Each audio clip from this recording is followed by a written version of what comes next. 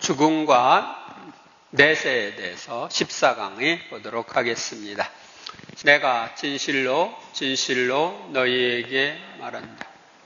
내 말을 듣고 나를 보내신 분을 믿는 이는 영생을 얻고 심판을 받지 않는다. 그는 이미 죽음에서 생명으로 건너갔다. 나와 내 주변에 있는 이들은 언젠가 죽음을 맞이하고 내세로 넘어가야 합니다. 여기서는 교회의 장례, 죽음과 심판, 연옥과 죽은 이들을 위한 기도, 성인 공경, 한국의 순교자들에 대해서 살펴보고 착한 죽음의 준비에 대해서도 알아보겠습니다. 먼저 제1장 교회의 장례, 예야 죽은 사람을 위해 눈물을 흘리고 극심한 고통을 겪는 이처럼 애도를 시작하여라. 죽은 사람의 처지에 따라 그 시체를 염하고 그의 장례를 소홀히 치르지 마라. 집에서 말씀입니다. 영상을 보도록 하겠습니다.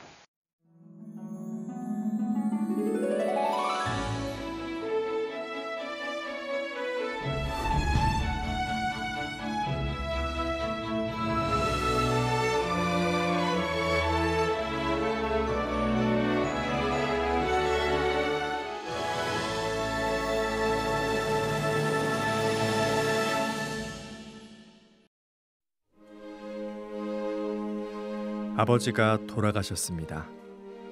몇 년 동안 암으로 투병해 오시면서 고통 가운데에서도 의연한 모습을 보이셨던 아버지가 끝내 하느님 곁으로 가셨습니다. 죽음을 예상하지 못한 건 아니지만 막상 돌아가시고 나니 머릿속이 온통 하였습니다. 정신이 없는 가운데 장례 절차를 밟았습니다. 먼저 형제들과 의논해서 장례식장을 알아보고 본당 사무실에 연락해서 장례 미사 일정도 잡았습니다. 장례 기간 동안 많은 분이 조문을 오셨습니다. 선종 봉사회 분들을 비롯해 레지오 마리의 단원분들까지 많은 신자분들이 오셔서 연도를 바쳐주셨습니다. 너무 고마웠습니다. 슬픈 가운데에서도 큰 힘이 됐습니다. 장례 미사는 아버지가 다니셨던 성당에서 봉헌됐습니다. 하느님의 자비와 사랑에 아버지를 맡겨드리는 장례 미사 안에서 저는 비로소 아버지의 죽음이 이별이 아니라 부활을 위한 분이며 영원한 생명으로 가는 길임을 확신할 수 있었습니다. 그리스도인에게 죽음은 소멸이 아니라 영원한 생명의 시작입니다. 현세의 은총에서 내세의 영광으로 나아가는 것입니다. 그래서 그리스도인의 장례는 죽은 이가 하루빨리 부활의 영광을 누리도록 기도로 협력하는 시간이고 나아가 자신에게 올 죽음과 부활을 되새기는 시간입니다. 오늘은 가톨릭 교회의 장례에 대해 알아보도록 하겠습니다. 가톨릭 교회의 장례 절차는 임종부터 시작됩니다. 죽음이 임박하면 가족들은 주위를 깨끗하게 청소하고 상황에 따라 죽음을 앞둔 이에게 유언과 축복을 청하고 병자성사를 받게 합니다. 그리고 임종이 시작되면 임종을 돕는 기도를 바치며 그 영혼을 하느님께 맡겨드리고 영원한 생명으로 이끌어 주실 것을 기도합니다. 운명이 확인되면 모두가 무릎을 꿇고 운명 후에 바치는 기도를 올리며 고인의 영혼을 주님께 맡깁니다. 이후 정갈한 물로 얼굴을 씻어주고 손과 발을 가지런히 펴주며 두 손에 십자가나 묵주를 쥐어주고 가슴 위에 얹고 호디불이나 하얀 볼을 덮고 성수를 뿌린 후 가족과 친지, 본당에 알려 공동체의 기도를 청합니다. 다음으로 집이나 성당 영안실 혹은 병원이나 전문 장례식장에 빈소를 차리고 상주부터 분향한 후 문상을 받습니다. 문상은 소박하고 정중한 복장을 갖추고 빈소에 가서 성수를 뿌리고 분향한 후 고인과 상주에게 절을 하며 위로의 말을 건네도록 합니다. 이후 장례 기간 내내 고인을 위해 위령 기도를 바칩니다. 그리고 보통의 경우 죽음이 분명히 확인된다고 보는 장례 2일차 이후로 염습과 입관을 합니다. 염습과 입관이 끝나면 빈소에서 나와 성당으로 향하는 출관을 하고 성당에서 장례미사와 고별식을 가집니다. 교회는 성령 안에서 그리스도의 죽음과 부활의 제사를 성부께 봉헌함으로써 그 자녀의 죄와 그 죄의 결과가 정화되어 하늘나라 식탁에 완전한 파스카에 참여하게 해주시기를 성부께 청합니다. 이렇게 거행된 성찬례를 통해 신자 공동체, 특히 주근이의 가족은 주근이가 한 지체로 살아있는 그리스도의 신비체와 통공을 이루고 주근이를 위하여 주근이와 함께 기도함으로써 주님 안에 잠든 이와 친교를 이루며 살아가는 법을 배웁니다. 미사에 이어 고별식이 이어집니다. 고별식은 교회가 주근이를 하느님께 맡겨드리는 것입니다. 또 묘지로 가기 전에 그리스도인 공동체가 세상을 떠난 형제에게 마지막으로 하는 인사입니다. 이 마지막 인사로 그리스도인 공동체는 떠나는 이와의 헤어짐과 그와의 친교, 그리고 재회를 노래합니다. 뒤이어 묘지나 화장장으로 가는 운구 예식이 있습니다. 가톨릭 교회는 죽음 너머의 영원한 생명을 희망하며 죽은 이의 부활이라는 신앙을 드러내는 매장을 전통적으로 장려합니다. 그러나 육신의 부활을 믿는 그리스도교의 교리를 부정하지 않는다면 화장도 허락합니다. 가톨릭 교회는 또 유골을 허공이나 땅이나 바다 등에 뿌리는 산굴과 유골을 집에 보관하는 것을 허락하지 않습니다. 범신론적 사고에 입각한 산골은 하느님의 존재도 받아들이지 않을 뿐 아니라 그분께서 세상을 초월해 계신다는 신앙을 부정하는 것으로 오해될 수 있기 때문입니다. 또 묘지 공간에 마련된 수목, 화초, 잔디 등의 화장한 유골을 모시는 수목장을 포함한 자연장은 그리스도교의 부활신앙을 반대하는 이유로 선택된 것이 아니라면 허용됩니다. 사실 우리는 죽어서도 서로 헤어지는 것이 아닙니다. 우리는 모두 같은 길을 걸어가 같은 곳에서 다시 만날 것이기 때문입니다. 우리는 그리스도를 위하여 살기 때문에 결코 헤어지지 않을 것입니다. 우리는 지금 그리스도 안에 결합되어 그분께 나아가고 있으며 우리 모두 그리스도 안에 함께 있게 될 것입니다.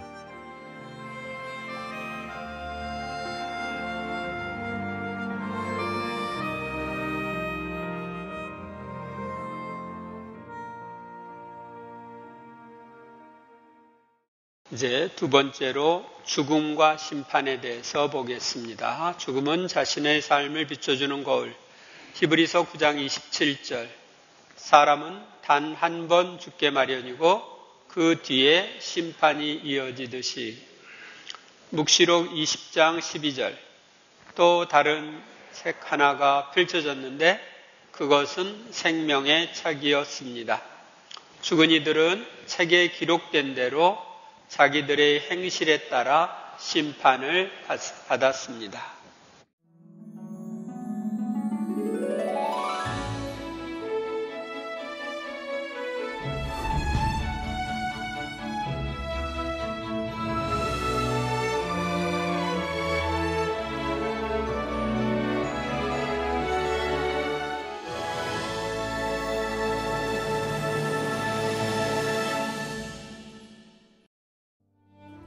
우물쭈물하다가 이런 날이 올 줄 알았지. 우리가 받아들이기 싫지만 받아들일 수밖에 없는 진실이 있습니다. 그것은 바로 우리는 모두 죽는다는 것, 언젠가는 반드시 죽는다는 것입니다. 모두가 죽고 반드시 죽는데 우리는 죽음에 대해서 얼마나 알고 있을까요? 죽음은 하느님께서 우리에게 주신 지상생활의 마침입니다. 죽음은 또 인간의 원죄로 세상에 들어온 죄의 결과입니다. 영원한 소멸의 공포를 주는 죽음은 창조주 하느님의 뜻이 아니었습니다. 인간의 죄가 없었다면 인간의 육체적 죽음도 없었을 것입니다. 그래서 죽음은 인간에게 마지막으로 파멸돼야 할 원수입니다. 그러나 죽음은 그리스도를 통해 변화됐습니다. 인간으로 오신 예수님께서는 인간의 죽음을 겪으시고 부활하심으로써 인간의 죄를 속량하시고 죽음을 이기셨으며 인간에게 영원한 생명의 길을 열어주셨습니다. 그래서 죽음은 이제 끝이 아니라 새로운 삶, 영원한 생명으로 옮아가는 과정이 됐습니다. 그렇다면 죽음 이후에 우리는 어떻게 될까요? 죽음 이후에는 심판이 옵니다. 심판은 죽음 직후 이루어지는 개별 심판과 세상 종말에 있을 최후 심판으로 구분됩니다. 개별 심판은 살아있던 동안의 행실과 믿음에 대해 셈을 치르는 것입니다. 그 결과 연옥이나 지옥이나 천국에 들게 됩니다. 또 최후 심판은 승천하셨던 그리스도께서 재림하실 때 있게 될 총체적 심판입니다. 지상에서 이루어지지 못한 정의가 바로 서고 하느님 자비 안에서 용서와 구원의 체험을 하는 것으로 그 날과 그 시간은 하느님 외에는 아무도 알 수 없습니다. 개별 심판 이후에 들게 될 연옥과 지옥과 천국을 살펴보면 먼저 연옥은 불완전한 사랑을 하고 있는 인간이 완전한 사랑이신 하느님을 만나 그분과 온전한 일치를 위해 겪는 정화 과정입니다. 그래서 연옥은 지옥과는 전혀 상관없습니다. 천국을 향해 열려 있을 뿐이고 하느님 사랑과 자비의 공간입니다. 지상에 우리는 죽은 이들의 정화에 도움을 줄 수 있습니다. 그리스도교는 우리의 사랑이 사후에까지 미칠 수 있으며 서로에 대한 사랑이 죽음의 경계 너머까지 계속된다는 것을 확신합니다. 다음으로 지옥은 예수 그리스도와의 관계가 결정적으로 단절된 이들의 최종 운명입니다. 또 지옥은 하느님과 복된 이들과 이루는 친교를 결정적으로 스스로 거부한 상태를 말합니다. 그렇다고 지옥이 하느님의 사랑과 모순되는 것은 아닙니다. 하느님은 인간을 거듭 당신과의 친교로 초대하고 계시기 때문입니다. 인간이 이 초대를 끝까지 거부하지만 않는다면 지옥의 상태로 빠질 일이 없습니다. 마지막으로 천국은 하느님과의 궁극적 만남입니다. 하느님께서 베풀어 주시는 그 어떤 선물보다도 값진 선물이 그분과 나누는 친교이며 그분과 함께하는 삶입니다. 천국에서 우리는 완전한 행복을 누립니다. 그리고 하느님께서는 모든 사람을 천국으로 초대하십니다. 그것을 위해 하느님은 그리스도로 우리에게 오셨고 그리스도의 몸인 교회를 통해 또 성령과 함께 지금도 모든 사람을 천국으로 초대하고 계십니다. 천국은 이미 예수님과 함께 시작됐습니다. 그러나 아직 완성되지는 않았습니다. 우리는 성경과 성사, 그리고 기도와 사랑의 실천을 통해 하느님과 친교를 이룰 때 천국의 행복을 미리 맛볼 수 있습니다. 이렇듯 그리스도인에게 죽음은 결국 자신의 삶을 그대로 비춰주는 거울입니다. 하느님께서는 우리에게 모든 행동과 생각을 스스로 결정할 수 있는 자유를 주셨습니다. 동시에 우리가 당신의 뜻에 따라 살아갈 수 있도록 은총과 자비를 끊임없이 내려주고 계십니다. 지상에서의 삶은 단 한 번뿐입니다. 죽음 뒤에 환생은 없습니다. 언제 올지 모를 죽음을 우리는 항상 준비해야 합니다. 그 준비란 하느님의 사랑 안에 살기를 끊임없이 간구하며 그 사랑과 은총을 이웃과 모든 피조물에게 나누는 것입니다. 모든 언행에서 너의 마지막 때를 생각하여라. 그러면 결코 죄를 짓지 않으리라.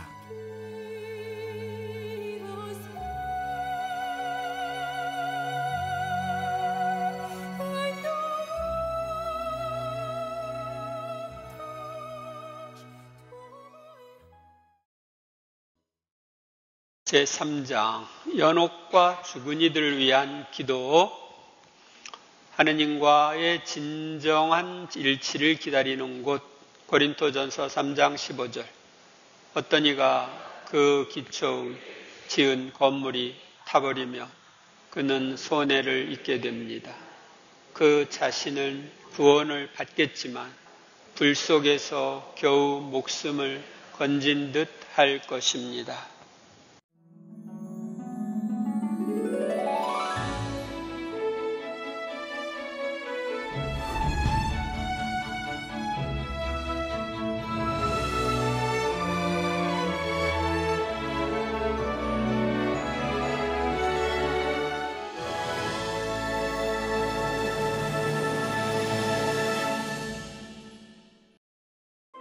천국, 연옥, 지옥. 나는 죽으면 어디로 갈까? 우리는 모두 수험생으로 살아가는지 모릅니다. 천국이 목표이긴 하지만 만만치 않을 것 같고, 지옥은 피하고 싶지만 혹시 몰라 걱정입니다.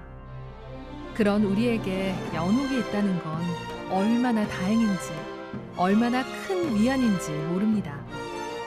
가만히 보면 우리는 대부분 연옥에서 만날지도 모릅니다. 오늘은 연옥에 대해서, 또 연옥 영혼을 위해서 우리가 할 수 있는 건 무엇인지 생각해 보도록 하겠습니다. 연옥은 하느님과의 일치, 하느님과의 친교로 들어가기 위해 아직 다 씻어내지 못한 죄를 정화하는 과정입니다. 연옥은 한자로 불의 감옥이라는 뜻이 있어 흔히들 반쯤은 지옥인 것으로 여기기 쉬운데요. 하지만 연옥은 지옥과는 전혀 다른 상태입니다. 물론 정화할 것이 많고 적음에 따라 정화의 시간이나 강도가 다를 수는 있겠지만, 분명한 것은 연옥은 지옥이 아니라 천국을 향해 열려 있을 뿐이고, 우리에 대한 하느님의 단죄나 엄벌이 아니라 우리를 향한 하느님의 사랑과 자비라는 것입니다. 또한 연옥은 하느님 안에서 한 몸을 이루는 그리스도교 공동체의 친교를 보여줍니다. 연옥에 있는 영혼의 정화 기간과 엄중함을 단축하고 경감시키는 것은 그들을 위해 지상에 있는 그리스도인들이 바치는 기도와 선업이기 때문입니다. 그렇기에 지상의 그리스도인들은 먼저 죽은 이들을 위한 기도에 인색해서는 안 됩니다. 연옥에 있는 영혼은 스스로를 위해 공로를 쌓을 수도 없고 자신을 위해 기도할 수도 없습니다. 그래서 지상에 있는 우리는 연옥 영혼을 위해 기도해야 합니다. 지상에 있는 우리의 기도는 연옥 영혼에게 가 닿고, 천국에 있는 성인들의 전부는 지상의 우리에게 와 닿습니다. 지상에서든 천상에서든 그리스도인은 서로를 위한 기도로 한 몸을 이루고 또 친교를 이룹니다. 하느님 안에서 말입니다. 그럼 죽은 이들을 위한 기도는 어떻게 하는 것일까요? 사실 죽은 이들을 위한 기도는 거의 연옥 영혼들을 위한 기도라 말할 수 있습니다. 천국에 있는 영혼은 더 이상 우리의 기도를 필요로 하지 않습니다. 오히려 지상에 있는 우리를 위해 그분들이 하느님께 전구해 줍니다. 그리고 믿고 회개하기를 끝까지 거부해 지옥에 있는 영혼들에게는 우리의 기도가 가 닿지 않습니다. 하지만 하루빨리 정화를 거쳐 하느님 곁으로 가기를 기다리는 연옥 영혼들에게는 우리의 기도가 꼭 필요합니다. 특히 기일이나 설, 한가위 명절 때는 죽은 이들을 기억하면서 미사를 봉헌하는 것이 바람직하며, 11월 위령성월에는 세상을 떠난 가족이나 친지들은 물론 세상을 떠난 모든 이의 영혼을 위하여 기도하기를 가톨릭교회는 권고하고 있습니다. 물론 특정 시기에 상관없이 상시적으로 세상을 떠난 부모를 위한 기도, 세상을 떠난 형제와 친척, 친구와 은인을 위한 기도를 바치거나 위령 기도를 바치며 그들의 영혼을 기억하면 더욱 좋습니다. 또 우리는 매일 식탁에서 식사 마침 기도를 바치며 죽은 이들의 영혼을 기억할 수 있습니다. 세상을 떠난 모든 이가 하느님의 자비로 평화의 안식을 얻게 하소서라고 말입니다. 이렇게 죽은 이들을 위한 우리의 기도가 가능한 것은 성인들의 통공에 따른 것입니다. 성인들의 통공이란 그리스도께 속한 모든 사람들, 곧 산이와 천국에 있는 이들, 그리고 죽은 후에 정화를 받고 있는 모든 이들이 그리스도 안에 하나로 결합되어 있어서 기도와 희생과 선행으로 서로를 도울 수 있다는 믿음을 말합니다. 어떻습니까? 이렇듯 그리스도 안에서 서로를 위해 기도와 희생과 선행을 나눌 수 있다는 것, 정말 놀랍고 아름답지 않습니까? 이상 오늘은 연옥과 죽은 이들을 위한 기도에 대해서 알아봤습니다.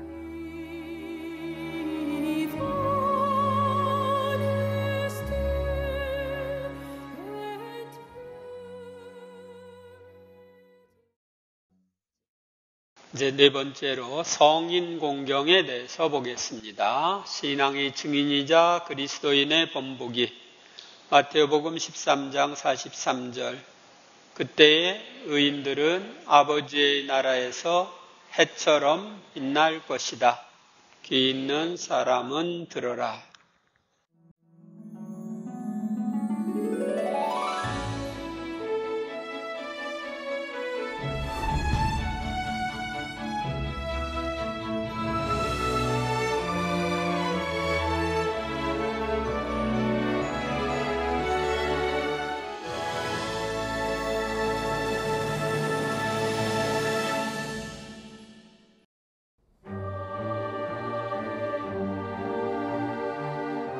성인은 천국에서 영원한 행복을 누리는 거룩한 사람을 말합니다. 하느님을 위해 목숨을 바친 순교자들, 하느님의 일에 자신의 일생을 바친 이들, 하느님의 말씀을 증언하는 삶을 산 이들, 살아생전의 덕행이나 순교로서 그리스도교 신앙의 증인이자 본보기가 된 이들을 교회는 모든 신자의 귀감으로 선언하고 모두가 존경할 수 있도록 성인의 품 위에 올립니다. 성인 공경은 초대교회 때부터 순교자를 공경한 데서 비롯됐습니다. 로마 제국 박해 시절 주님의 이름으로 순교한다는 것은 그리스도인 최대의 영광이었습니다. 그래서 초대교회는 순교자 무덤을 참배하고 미사와 기도를 드렸으며 무덤 위에 성당을 짓기도 했습니다. 그리고 차츰 순교하진 않았지만 신앙 때문에 박해받은 이들도 공경하기 시작했고, 이후 그 범위가 넓어져 훌륭한 고행자나 수도자 또는 주교, 그리고 금욕적인 삶을 살았던 동정녀들을 순교자로 간주하고 증거자란 이름으로 공경하게 됐습니다. 성인 공경이 본격적으로 이루어진 시기는 그리스도교에 대한 종교 자유가 허용된 4세기 무렵부터였습니다. 그러다 5세기경부터는 일부 지역에서 공경하는 이의 이름에 성인이란 호칭을 붙이기 시작했는데요. 그 후 교회 차원에서도 거룩한 성품을 찬양하고 덕행의 위대함을 인정하기 위해 성인이란 호칭을 사용하기 시작했습니다. 성인 공경은 하느님께 드리는 흠숭 지례와는 구별됩니다. 유일신인 하느님을 믿는 그리스도교는 하느님을 흠숭하는 것과 천사나 성인을 공경하는 것을 엄격히 구분하여 신자들이 다신론에 빠질 위험을 막고 있습니다. 교회가 성인 공경을 허락한 이유는 첫째, 성인들에게서 드러나는 위대한 업적에 대해 하느님을 찬미하고 감사함으로써 하느님을 흠숭하는 것입니다. 둘째, 성인들의 거룩한 생애나 업적을 본받도록 신자들을 격려하는 데 있습니다. 셋째, 이미 하느님과 일치하여 영생에 참여하고 있는 성인들에게 아직 현세에서 구원의 길을 순례하고 있는 우리를 위해 전구해 주시기를 청하기 위해서입니다. 도미니코 성인은 임종 직전에 이렇게 말했습니다. 울지들 마십시오. 죽은 다음에 저는 여러분에게 더 도움이 될 것입니다. 살아있을 때보다 더 효과적으로 여러분을 도울 것입니다. 이것은 성인의 통공교리를 실천하는 것입니다. 아버지께서 성인들 가운데서 찬미를 받으시며 그들의 공로를 갚아주시어 주님의 은총을 빛내시나이다. 또 성인들의 삶을 저희에게 모범으로 주시고 저희가 성인들과 하나 되게 하시며 그 기도의 도움을 받게 하시나이다. 결국 성인 공경은 하느님 흠숭의 방법의 하나이지 하느님 흠숭과 병행하거나 하느님 흠숭에서 독립된 신앙 행위일 수는 없는 것입니다. 그렇다면 교회는 성인들을 어떻게 공경해 왔을까요? 초대교회 신자들은 순교자들이 하느님 나라에 들어간 날을 축일로 삼고 순교자의 무덤에 모여 예절을 거행하곤 했습니다.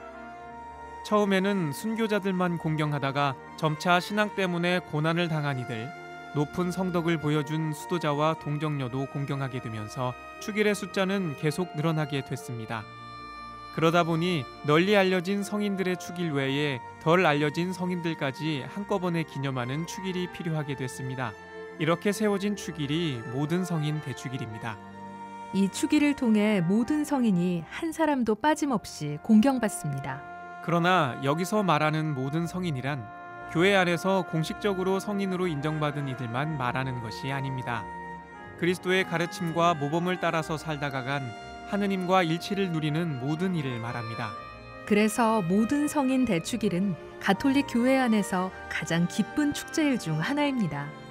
하느님 나라에서 영원한 생명을 누리고 있는 그분들을 기억하면서 우리도 언젠가 그분들과 함께 영원한 생명을 누릴 것을 희망하며 우리에게 주어진 순례의 길을 걸어가야 하겠습니다.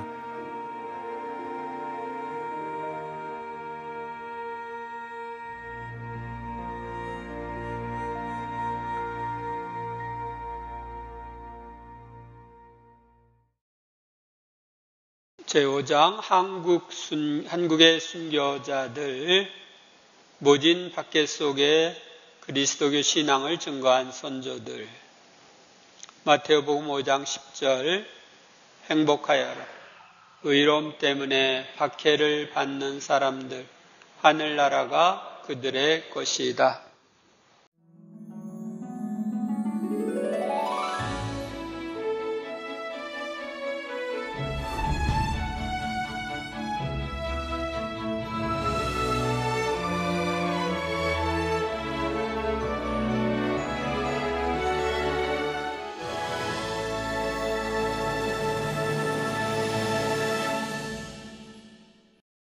Oggi celebriamo questa vittoria in Paolo Yun. 오늘 우리는 윤지총 바오로와 동료 순교자 123위 안에서 이루어진 이러한 승리를 경축합니다.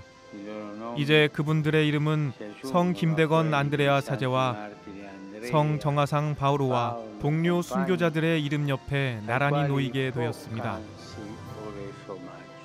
이 순교자들은 모두 그리스도를 위하여 살고 그리스도를 위하여 죽었습니다. 그리고 지금 그들은 환희와 영광 속에서 그리스도의 다스림에 함께 참여합니다. 한국 가톨릭 교회는 현재 103위 성인과 124위 복자를 모시고 있습니다.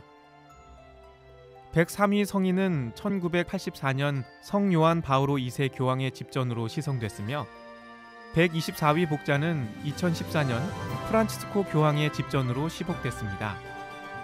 또 땀의 순교자라고 불리는 한국교회의 두 번째 사제 최양업 토마스 신부의 시복은 마지막 기적심사 절차만 남겨두고 있습니다. 이 외에도 한국교회는 현재 하느님의 종 이벽 요한 세례자와 동료 132위, 하느님의 종 홍용호 프란치스코 보르지아 주교와 동료 80위, 하느님의 종 신상원 보니파시오 아바스와 동료 37위의 시복 시성을 추진하고 있습니다. 이벽 요한 세례자와 동료 132위는 조선 왕조 치하에서 신앙을 위해 죽임을 당한 순교자들입니다. 한국 교회 초기 공동체에서 주요 역할을 하다가 1785년에 순교한 이벽 요한 세례자를 비롯해 권일신 프란치스코 하비에르, 권철신 암브로시오 등을 포함하고 있으며 1879년까지의 순교자들입니다. 홍용호 프란치스코 보르지아 주교와 동료 80위는 근현대 신앙의 증인들입니다. 1901년 제주교난 순교자들과 한국전쟁 직후 공산당의 박해로 죽임을 당한 순교자들입니다. 20명의 외국인 선교 사제와 3명의 외국인 수녀가 포함되어 있습니다. 하느님의 종 신상원 보니파시오 아바스와 동료 37위는 성 베네딕토회 덕원 자치 수도 원구와 함흥 대목구 지역에서 사목을 펼치다 한국전쟁 전후로 북한 공산정권에 의해 순교한 분들입니다. 이처럼 한국교회의 순교신앙은 제2의 박해기라고 부르는 한국전쟁 시기에 다시 한번 불타올랐으며 우리 안에 깊게 흐르고 있습니다. 그리고 무자비한 폭력과 살인이 행해지던 전쟁 속에서 그리스도인으로서 그분들이 보여준 선택과 행동은 오늘날 우리에게 큰 가르침과 모범으로 남아 있습니다. 우리가 순교자들을 기억하고 공경하는 까닭은 무엇일까요? 그분들이 모범으로 그리스도인이 가야 할 길을 안내해 주시기 때문입니다. 한국의 순교 성인들은 스스로의 노력으로 그리스도교 신앙을 뿌리내리게 하셨습니다. 예수 그리스도를 만난 우리의 선조들은 예수님께 마음을 열고 복음의 진리를 발견하셨습니다. 당대의 엄격한 신분사회 구조와 맞서 형제적 나눔의 삶을 선택하셨습니다. 또 모진 박해 속에서 인간적인 모멸감과 수치심을 견디며 극도의 고통 속에서도 하느님을 향한 믿음을 저버리지 않으셨습니다. 죽기까지 하느님을 믿고 바라고 사랑했습니다. 사실 오늘날에는 박해 시대의 신앙 선조들처럼 피해 순교를 요구하는 박해는 더 이상 없습니다. 그렇지만 극단적인 이기주의와 물질 만능주의, 쾌락주의의 거센 물결은 우리에게 또 다른 순교를 요구합니다. 가정과 교회, 사회 안에서 복음적 삶에 충실히 응답하기 위해 매 순간 순교자적 용기와 결단이 필요합니다. 또한 주님께서는 저마다 자기 길에서 성덕의 소명으로 이끌고 계십니다. 그럼으로써 우리는 무한한 사랑으로 자녀를 키우는 부모, 가정을 부양하고자 열심히 일하는 남자와 여자, 한시도 미소를 잃지 않는 노수도자처럼 한결같이 앞으로 나아가는 그들에게서, 곧 우리 옆집 이웃 안에서 성덕을 발견할 수 있습니다. 그렇기에 순교자들이 보여준 성덕의 표양은 우리가 도달할 수 없는 것이 아닌 하느님의 생명이 저마다 다른 방식으로 전달하는 다양한 증언의 모습입니다. 그래서 우리는 순교자들이 우리에게 보여주신 죽기까지 그리스도를 믿고 따르는 삶을 현대의 또 다른 모습으로 살 수 있는 것입니다.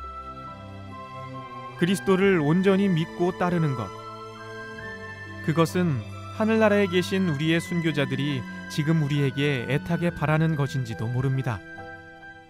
한국의 순교자들이여, 저희를 위하여 빌어주소서.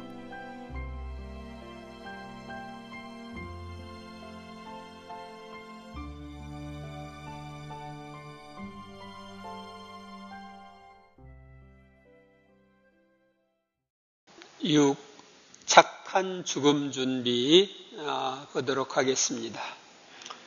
누가복음 12장 40절, 너희도 준비하고 있어라. 너희가 생각하지도 않은 때에 사람의 아들이 올 것이다. 고린도전서 11장 31절, 우리가 자신을 잘 분별하면 심판을 받지 않을 것입니다. 인간은 누구나 다 한 번 죽게 됩니다. 그리고 언제 어디에서 어떻게 죽을지는 아무도 모릅니다. 그런데 어떤 이들은 죽음을 생각하고 있지 않다가 갑자기 죽는 경우도 있고, 어떤 이들은 잘 준비하여 죽음을 맞이하는 경우도 있습니다. 어떤 사람은 죽음에 대한 공포심을 갖고 있으며 어떤 사람은 잘 받아들이는 경우도 있습니다. 우리가 죽음에 대한 공포심을 제거하고 죽음을 잘 준비하려면 다음과 같이 착한 죽음의 연습을 해보는 것이 좋습니다. 성녀 안눈치아타, 죽음은 고통스러운 길이지만 보이지 않는 주님을 만날 수 있는 길입니다. 가상 죽음일 선정, 자신이 몇 개월이나 몇 주 후에 죽는다고 생각하면서 가상 죽음일을 선정하고 성모님께 죽음을 맡깁니다.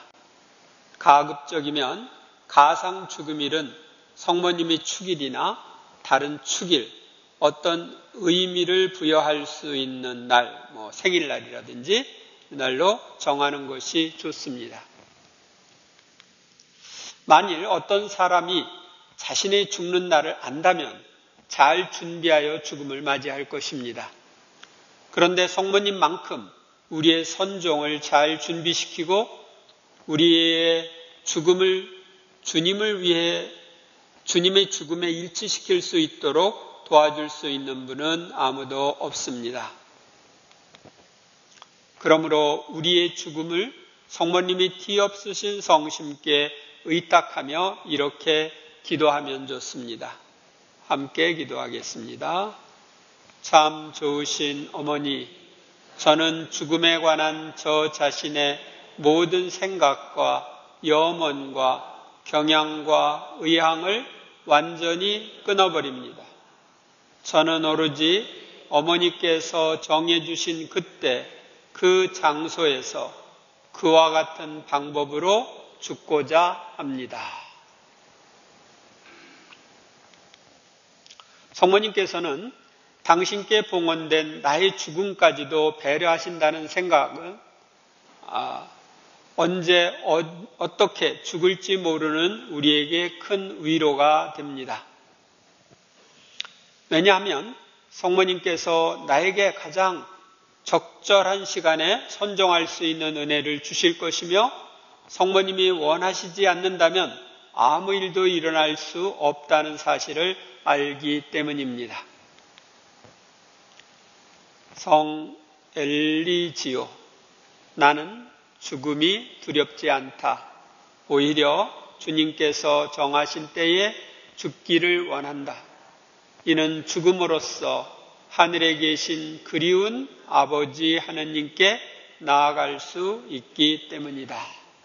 우리가 죽음을 성모님 손에 맡기고 그분이 원하는 때에 원하는 방법으로 불러주시도록 청하고, 또 자기가 이렇게 죽었으면 좋겠다는 의향이 있으면 그것도 이렇게 말씀드리고 해서 여러분들이 기도를 하면 그 기도가 실제로 이루어집니다.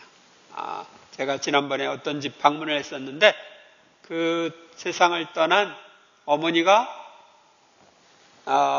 매일 기도하던 그 기도문을 보여줬어요. 근데 그 기도문대로 이루어졌대요. 죽음을 받아들일 준비를 함.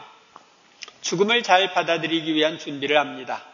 매일 달력에 가상 죽음일까지 날짜가 가까이 가고 있음을 표시합니다. 그러니까 가상 죽음일을 정해놓으면 하루하루 지나갈 때 거기다 줄을 딱 긋는 거예요. 하루하루. 이렇게. 그리고 전보다 더욱 열심히 기도하고 주위에 있는 사람들에게 더욱 깊은 사랑을 보여줍니다. 죽기 전에 사랑을 보여줘야죠. 오늘이 나의 마지막 날이라면은 어떻게 처신할까 생각하면서 복음 말씀대로 살고자 힘씁니다. 죽음일이 가까이 올수록 자신의 일생을 진지하게 돌이켜보면서 잘못한 것은 깊이 참회하고 불목한 사람과는 화해를 합니다. 빌려온 물건은 되돌려주고 자신의 소지품을 잘 정리합니다. 또한 기도 가운데 남아있는 이들에게 필요한 유언이 담긴 유서를 작성합니다. 그리고 죽음일이 되면 총고해성사를 받고 전대사를 얻기 위한 기도를 합니다. 목욕을 한 후 깨끗한 옷으로 갈아입고 죽기 전에 자신이 바칠 수 있는 마지막 기도를 바친 후에 죽음의 잠으로 들어갑니다. 성모님께서는 모든 일에 있어 아들을 본받고자 했기 때문에 죽기를 원하셨을 것입니다. 예수 그리스도를 본받는 것은 죽음에서 그 절정에 달합니다. 일부 신비가들에 의하면 성모님께서는 사랑 때문에 죽으셨다고 합니다. 말년에는 하느님께 대한 사랑이 너무 강했기 때문에 육체가 영혼을 붙들어 둘 수 없었다고 합니다. 우리도 성모님처럼 죽을 수 있도록 성모님의 도움을 청하면서 죽음을 준비해야 합니다. 특히 밤중에 잠을 자는 동안 주님께서 자신을 불러가실 것으로 생각하면서 마지막 기도를 바칩니다. 또한 만일 내일 아침에 내가 살아난다면 묵은 나는 죽고 새 사람으로 부활하게 해 주시길 청합니다. 그리고 자신의 죽음과 미래를 다시 한번 성모님께 맡깁니다. 성녀 사라, 나는 죽음에 이르기 전에 내 눈앞에 죽음을 놓고 하느님께 기도를 올린다. 착한 죽음의 연습 효과. 착한 죽음의 연습은 풍성한 결실을 가져옵니다. 착한 죽음의 연습을 통하여 죽음에 대한 공포감을 제거할 수 있고 항상 깨어있으라는 말씀대로 늘 죽음에 대해 준비하면서 살아갈 수 있습니다. 우리가 유서를 미리 써놓는다는 것은 언제 죽을지 모르는 우리에게 꼭 필요한 것이며 갑자기 죽음이 닥치더라도 사후를 부탁해 놓았기에 편안한 마음으로 죽을 수 있습니다. 어떤 사람은 사고로 말을 못 하잖아요. 유언을 할 수도 없어. 근데 써놨으면은 거기에 다 나와 있으니까 괜찮죠. 우리는 착한 죽음의 연습을 통하여 더 쉽게 세상에 대한 애착을 끊을 수 있습니다. 그리고 생명의 고귀함을 깨닫게 되고 더욱 열심하게 인생을 살아가게 됩니다. 특히 자신의 삶을 한번 정리하게 되고 가상 죽음일 다음 날의 새 아침은 과거의 아침과는 전혀 다른 아침임을 체험하게 될 것입니다. 제가 해보니까 그래요. 그날 저녁에 죽는다고 생각했는데 아침에 탁 깨어났어. 살았구나. 그런데 새 세상을 받은 것 같았어요. 성녀 마더 데레사, 하느님의 눈길 아래서 평화롭게 죽는다는 것은 모든 인간들이 소망하는 일입니다. 그렇게 죽으려면 예수 그리스도처럼 모든 것을 버려야 합니다. 착한 죽음 연습은 여러분들이 꼭 한번 해보시면 좋겠습니다. 우리는 제14강의 죽음과 내세에서 우리는 임종을 어떻게 돕고 문상을 어떻게 하며 장례 미사를 어떻게 하는지를 알아보고 장례 방법들도 살펴보았습니다. 또한 죽음과 죽음 이후에 있는 심판에 대해서 알아보고 개별 심판 후에 들게 될 연옥, 지옥, 천국에 대하여 살펴보았습니다. 그리고 연옥과 연옥 영혼을 돕는 방법들과 성인들의 통공에 대해서 알아보고 이미 천국에 가 있는 성인 공경과 한국의 순교자들에 대해서도 살펴보았습니다. 아울러 착한 죽음 준비에 대하여 알아보았습니다. 그동안 배운 대로 실천함으로써 죽음과 내세를 잘 준비하는 여러분이 되시길 바랍니다. 다음 시간에는 마지막 강의로 더 큰 행복을 누리기 위한 삶에 대하여 알아보도록 하겠습니다.